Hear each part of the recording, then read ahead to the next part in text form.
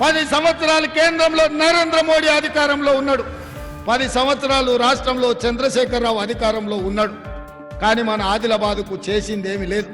కానీ అదే కాంగ్రెస్ పార్టీ అధికారంలోకి వచ్చిన మొదటి 100 రోజుల్లోనే అభివృద్ధి చేసి 6 గ్యారంటీలలో 5 గ్యారంటీలను అమలు చేసి మాట ఇచ్చిన పార్టీ, మాట తప్పని పార్టీగా ఇవాళ కాంగ్రెస్ పార్టీ మీ ముందు నిలబడ్డది.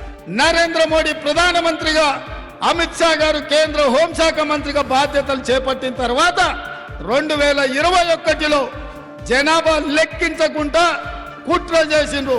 దానికి కారణం దేశమంతా కాంగ్రెస్ పార్టీ జనాభాతో పాటు బలహీన వర్గాల కులగణన కూడా చెయ్యాలి అని చెప్పిండ్రు.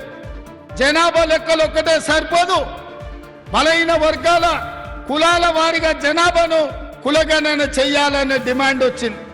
ఒకవేళ ఈ కులగణన చేస్తే ఆనాడు కాంగ్రెస్ పార్టీ అమలు చేసిన 27% బలహీన వర్గాల రిజర్వేషన్లు 50% దాటి జనాభా ఉన్న వాళ్లకు రిజర్వేషన్లు పెంచాల్సిన తప్పని పరిస్థితి వస్తుండే.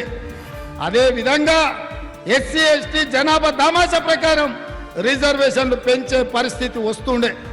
కాబట్టి ఒకవేళ ఈ జనాభా లెక్కలు, కులగణన లెక్కలు జరిగితే ఈ దేశంలో రిజర్వేషన్లను పెంచాల్సిన పరిస్థితి, తప్పని పరిస్థితి వస్తుందని రిజర్వేషన్లను రద్దు చేయాలన్న ఎజెండాతోని రహస్య ఎజెండాను అమలు చేయాలనుకున్న భారతీయ జనతా పార్టీ 2021లో జనాభా లెక్కించలేదు. అందుకే ఇప్పుడు 400 సీట్లు వస్తే లోక్సభలో 2/3 మెజార్టీతోని ఎస్సీ ఎస్టీ ఓబీసీ బీసీ రిజర్వేషన్లు రద్దు చేసి ఇవాళ రిజర్వేషన్లను తొలగించాలని భారతీయ జనతా పార్టీ భావిస్తుంది.